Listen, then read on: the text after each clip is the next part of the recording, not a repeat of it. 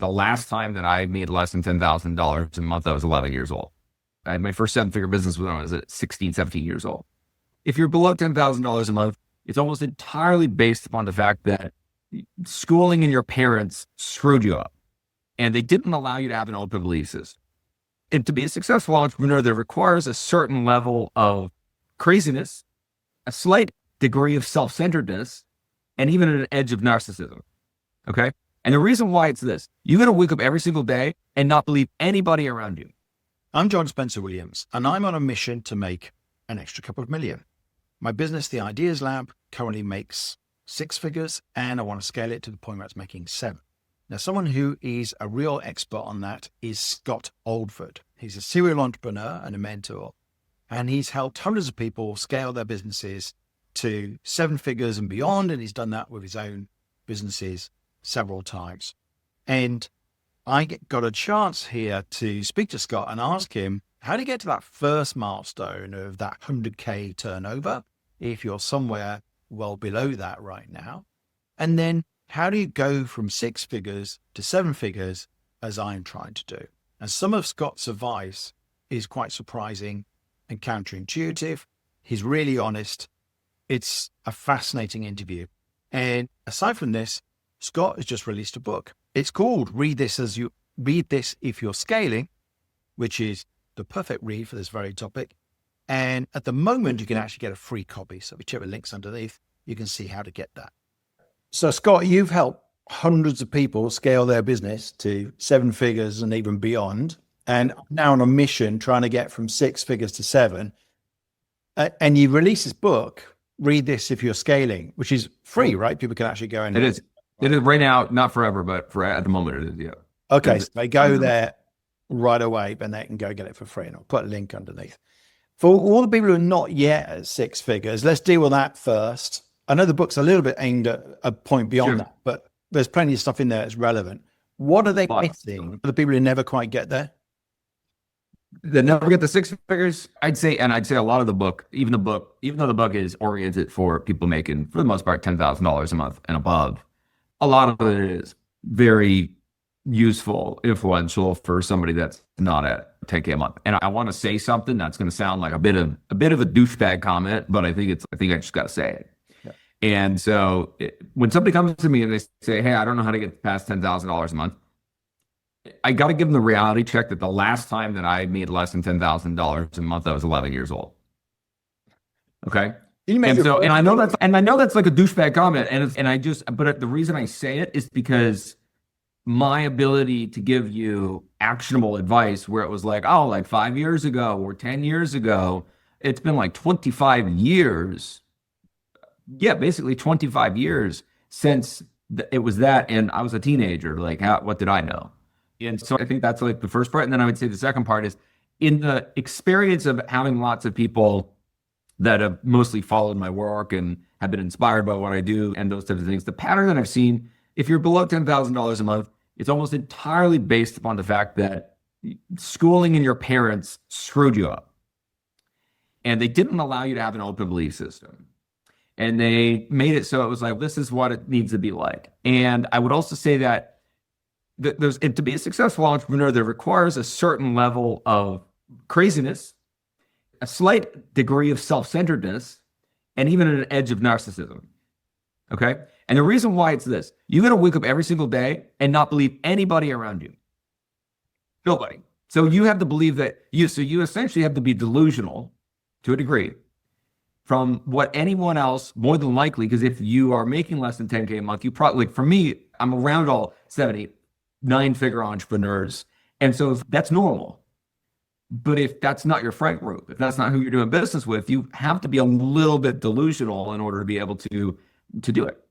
And the largest part is the confidence to be able to do it. And the belief system and this reality distortion field, which in Steve Jobs' biography, it was the whole reality distortion field. I remember reading that and be like, oh my God, I've been in that my whole life. When I look at other successful entrepreneurs, that's what they're into. And so I think it's the mindset there, and then keeping it so incredibly simple. And it comes down to this.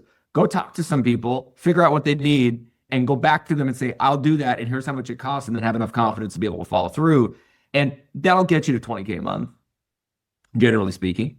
And then you can have the systems and the funnels and the things and all the stuff that so many people that I see are so obsessed with. What tools am I going to use and what this is I'm going to use? And really, the honest truth is it really doesn't matter at that beginning under six-figure stage. The largest element is, can you help someone? And if you can't help someone, go and spend some time finding the skills, getting the skills, staying up until 2 o'clock in the morning, or going and working for someone to get those skills for 2 or 3 years and then be able to do it. It's really very simple. It is being obsessed about something to get good at, and then go and find, and then get obsessed about, let me go and help those people. And then obviously, as you grow and as you scale a business, your obsession changes.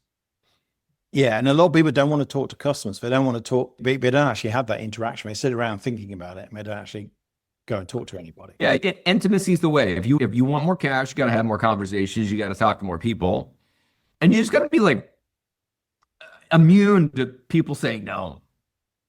One of the best things that I've had, I have terrible memory. Like when I was a kid, I have dyslexia and I have short and long-term memory deficit and I have auditory processing deficit and all kinds of stuff. And I'd say the best thing that has made it so that I've been able to be successful is the fact that when I wake up, I remember nothing that happened yesterday. Nothing, good or bad. And then I just wake up and I'm like, okay, let me go back at it. And I think a lot of times people ruminate about what worked and what didn't work, and they overanalyze. And being a successful entrepreneur probably has not a lot of correlation to high IQ. I don't think I have crazy IQ. I actually think it's just like I'm dumb enough to keep on doing that over and over and over and over and over and over again. It is. Yeah. The more I learn, the more I get that. And I really learned about the intimacy thing from you. But if you just talk to people, and particularly if you're selling something at a decent chunky price point, you don't need to talk to that many people. You just sell them individually if they need it. And that's it. So when you're at six figures now, like I am, and between 100 and 200K, how do you go to the next stage? Is there some radical shift I need to make?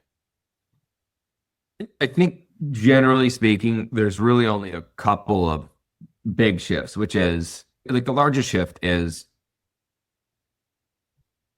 around audience and figuring out how to build more audience. Okay. And I think that's number one. And I think that comes down to, how do I make it so that 5,000 new people know about me every month? Right? Because over time, if you add more and more audience, you're adding more potential demand. And that's what helps you scale. And then there is this, then that's the first. And then the second part is, how can I help but how do I help contextualize all those people? So when somebody comes through the door, they know what John even does. They have that moment of, oh, John helps me do blank. Yeah. Okay. And now once you get to a certain degree, you get more flexibility of the different pillars. But to get from, let's say, 200 grand to $500,000 or $500,000 or 200 grand to $1 million, someone really a collective group of people have to believe that you are one of the best people. Yeah. If we're talking about how to scale an online business, that's obviously different if it's offline, right? Yeah. So that's the second thing. And then I would say the third thing is a systematic way after they've contextualized to be able to nurture them, which obviously is funnels and email marketing and those different types of things. And then I would say, as you scale, let's say you get to 300, okay? So instead of taking that 100,000 extra, 150,000 extra and putting $1 into your life or $1 into investments or $1 into whatever it might be, my advice would be, until you're at $1 million a month, or sorry, $1 million a year, and you're scaling in that personal brand business, do not change your expenses by more than, say, 20 grand a year. And you don't know the number of people that will come to me and they're at 300, 400, 500 grand a year, and they literally do not have a cent to be able to grow their business because they're living a $250,000 lifestyle, which is fine. My lifestyle is very expensive. My lifestyle is about $1 million a year. Okay. And I have nothing against having a lifestyle that costs a lot of money. But one of the things, and I didn't do this intentionally, just so happened to be the case. One of the smartest things I did in 2015, 2016, 2017, when I lost all the money I lost in 2011, 2012, I went $1 million in debt. So I was $1 million in debt. I was getting out of that. One of the smartest things I did on the way back that kind of second time was I froze my living expenses. And I went from 2015 was 500,000, 2016 was 3 million, 2017 was I think 7 million. Okay. I put 100% back into the business. You must have some self-discipline for that. It was just like, the first time around, I didn't do that when I had my first 7-figure business when I was at 16, 17 years old. So I already have one repeat of, let's not do that. Let's not put money into these things.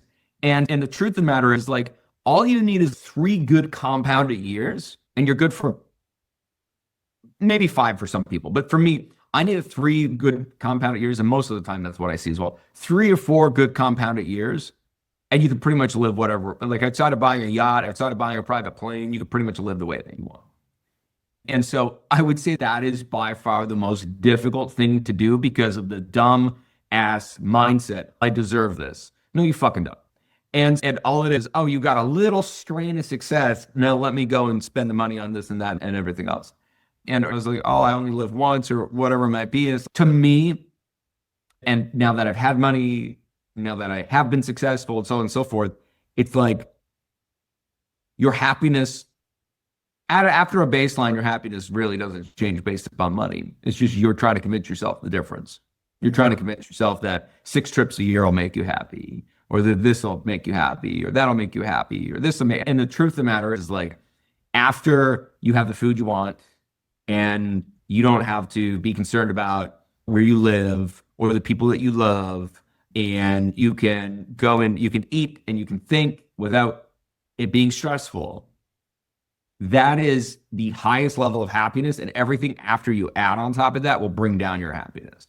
So, perfect example of this, let's say someone's used to staying in a place that's $2,000 a month, and then they upgrade to, say, a $6,000 a month place, okay? Now, they may be able to actually afford that if their business has gone up. But there's 2 parts of this. Number one, now they're going to have to work just as hard, because you got to think about it. When you go from 200 to 500,000 a year, most of the time it's your work that got you there. So in order to go from 500,000 to 1 million, you're going to have to work more if you can't use money. So money allows you to be able to make it so that you have an easier life and thinking, and it makes it so that, let me hire people, or let me spend money on ads instead of me doing 10 podcasts a week, podcast interviews a week. Let me run ads instead. And so the issue is that somebody gets to a point where it's like they can't outwork the growth that they desire, and they have to have money, and they've spent it all in their lifestyle. Which makes me think of something. How hard do you have to work to get to 7 figures? Because you were working pretty hard back at the beginning. It seemed. Yeah. I remember you showing me your calendar, and it was just like wall to wall calls with people. And now, not so much. Does everybody have to go through a period where you've just got to work really intensely? If you don't have money, yes. Yeah. There's just no way around that. And that just comes down to, like, how do you really want it? Do you really care? Yeah. Why do you want it? And for me, first time around, I had a 7-figure business out of, I'll say, randomness. I was at the right time in the right place. I won a lottery ticket. Like I always tell people, like, I wasn't some whiz kid entrepreneur teenager.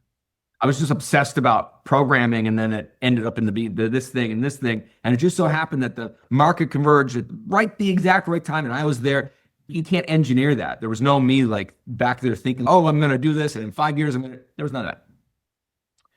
And so the second time around, the reason I worked so hard is quite literally because I was trying to get out of debt. And running from something's one of the best motivators in life. And so then you'll generally find the entrepreneurs that grow the fastest, to get to 7 figures or multiple 7 figures, they're either chasing something, or they're either chasing towards something or chasing away from something. And my belief when I mentor those people is to help them be in a place where they aren't chasing, because that's where happiness is found. And that changes the type of growth that you have. And it changes the amount of people like, and I also think it's like life's, like, when I was working hardcore, I was basically a single bachelor in Toronto, Canada, that had nothing really else to do. And that changed now that I'm a dad and then I'm married. If you took away, if I was still single, and I don't want this life at all, to be clear, But if I was still single and I had no kid, I'd probably work 80, 90, 100 hours a week. Okay. Because why not? Because it's just so fun. Yeah. It's enjoyable. And it's like I would probably go a totally different route in my life if I wasn't married. And it wouldn't be from the outside, it wouldn't look balanced and it would look crazy. It would look more like Elon Musk than it would look who I am today. And it's just I've always had that like inner what cool next thing can I create? Yeah. And I think part of it too is I never woke up and been like, how like I really want to have a 7-figure business. Yeah. I've just woke up and been like, oh, I'm having fun doing this thing. And then I get myself in trouble and I bite off too much that I can chew and it ends up being like a chaotic experience. And that's more to do with my childhood and my mother wound than it is to anything else. But even still, to reel it back, I think when it comes to what do I see most people need for a 7-figure, it's audience, someone to contextualize you and to be able to have an automatic nurture and not go and spend all the money when you get a little bit of extra. Okay. You know a bit about my business. I'm basically a business coach, particularly for people early stage. Yep. They're usually not coaches themselves. They're usually like specialists in something like therapy or I don't know, practitioner of some kind. What am I missing? I think it is actually the things you described. I think it is identically those things. Yeah. It is identically those things. And I would say the other part of it is that in your particular case, I would also just say, so a lot of times people try to create like a structured business where it's like, yeah, this is the only offer and this is and then they have shame about creating a new offer because they're motivated or whatever it might be. And I think it's really smart to know if you have a business, Yeah, or you are the business. Okay. And then just accept that. yeah, Okay. And so a lot of times you have a personal brand that tries to run their personal brand, like run who they are as a business, and it doesn't work. yeah, And so what I learned is, and my belief is we have this energetic field and we magnetize the people that we're magnetizing and we're excited by the things we're excited by and we're obsessed about something. And then we go down that rabbit hole. We don't ever want to talk about that again after we've gone down the rabbit hole. And people pay us to be around us and learn from us and experience us and be in our presence. And that's more of you, my experience. Okay. And so what we don't want to do is take our strategy mind, our intellectual mind, and try to intellectualize this big 7-figure business all around us because we're going to put ourselves in a prison. So the business is me. It doesn't exist. There is no business. Forget there's a business. Forget there's a business. The business is I wake up and I help people and I get paid. Well, that sounds like it suits me because my dream is to just do whatever I want to do. Right. Whenever, and so instead of resisting, that's what I've done too now. I'm just like, I don't have a business. Like I'm barely an entrepreneur anymore. I just realized I hate being a CEO. I don't really even like running a business. I just love helping people with this particular set of skills and knowledge and wisdom that I've had. And whenever I do that, whenever I'm like the archetype, the wizard, miraculous. Anytime I try to be the king, which is order and control and CEO and build, everything collapses. Yeah. And then I feel very prisoned. I feel like, oh, there's no room to breathe. Yeah. And so I've just come to realize that there's this, oh, you know what? The acceptance of, I don't have a business and that's okay. Like that's no problem. Do I still have an LLC? Does it still look like it? Yeah. But I don't think about it in that way. I don't think about it in, oh, I'm going to get business coaches and there's going to be a team of business coaches and I'm going to have the executive or I'm going to have this product and this product's going to live for the next 10 years and I'm going to build this business to sell. Scott Oldford has no business that he can sell based upon this personal brand. Now, I may be an investor in other businesses that get sold and whatever those businesses may go, but they're not me. Yeah. Right.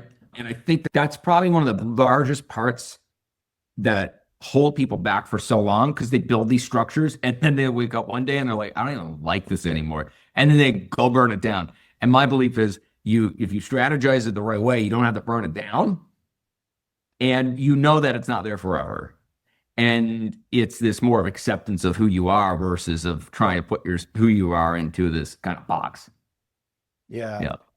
Yeah, I think and definitely not. And it also gives you the permission of having 1,000 offers. You're just like, whatever. I'm doing a workshop on this. I'm doing a workshop on that. I'm doing a paid thing on this. I'm doing this. And it's like, that's the reason why somebody pays you. is that I don't know he's a mystery. He's magnetizing. I don't know why. I keep paying him money. I don't even know what I'm getting. But doesn't that contradict being known for one thing? I think it does. And that's why I'd say that is the real difference. Actually, it doesn't technically contradict because you still have to be known. There's still got to be some like overarching thing. If John goes and starts teaching scuba diving workshops next week, yeah, that's not probably going to happen. Yeah. And the way I put it is I teach to only entrepreneurs. I help only entrepreneurs. Why I help them and who is inside of that? Incredibly wide. Yeah. Generally speaking, they're probably a little bit more on the personal development and spiritual side. More than likely, they're somewhere between 26 and 62 years old. Still pretty broad range. More than likely, 70% of the time it's women, 30% of the time it's men. I know these stats. But I don't say, hey, here's this direct thing. And I would tell you that if you're going to run a business, not as this kind of energetic field and more as a structured thing, it's more important than. Yeah. But if you're just kind of like who you are, then that's less important in that way. Cool. Thank you, Scott. I was looking for the book earlier. There's loads of really interesting stuff in it, which I just don't think people see anywhere else. Like the 6 levels of entrepreneurial motivation and like relaxation and calming the nervous system and why that matters for entrepreneurs. And there's a lot. So there's 30 chapters. The way I built it is it's 30 chapters. Each chapter could be its own book. And so it goes into each thing enough for you to be able to go and apply to your life, but not have to read a 200-page book on every single topic and subject. And the reason why I apply to people that are over 10K a month is obviously, generally speaking, those are the people that end up working with me in any capacity. Do I think that majority of the book, I'd say 20 of the 30 chapters are applicable to any entrepreneur on planet Earth. But I position it that way strategically. Yeah, that makes sense. Good. And it's completely free at the moment. Totally free at the moment. And after, I'm sure it won't be that expensive. Yeah. I'll be charging $1,000 for it anytime soon. But yeah, I highly recommend going and getting that right now. And I'm sure the link will be below this video or wherever this lives on the internet. Oh, cool. It's called Read This If You're Scaling, which is a good name, by the way. I like naming things. Thank you. This is my 5th book. And my other books have been a little bit more, you don't really know what they're about until you actually look into it. I was like, I'm just going to go so direct. That in England, we call this does what it says on the tin title. Yep, 100%. Most of my books aren't like that. My next one is called Resonance. The one after that's called No One Like You. They're more those traditional book, but I just wanted something that if someone saw it in their news feed and they're like, oh, I am scaling a business, I need that book. And that's what I went with. But anyways, thank you so much for taking the time, man. I really appreciate it. And if you're going to get the book, then I'm excited to have you inside of that. If you want to follow along with what I'm learning about how to scale a business to 7 figures, then search for my name, John Spencer Williams, on any platform, on YouTube and on pretty much every social media platform. And I'll be sharing more interviews like this and more tips as I get them.